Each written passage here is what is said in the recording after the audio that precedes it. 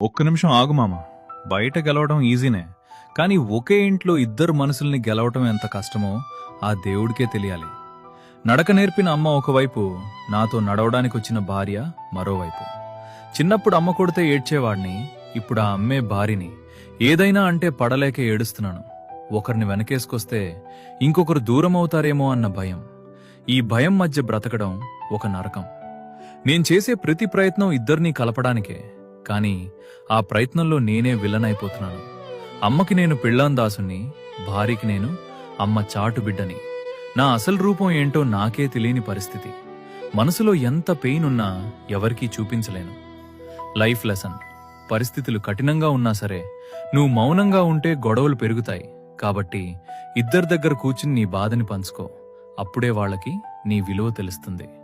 నీ లైఫ్లో కూడా ఇలాంటి కష్టాలున్నాయా? అయితే కింద కామెంట్ చేయి.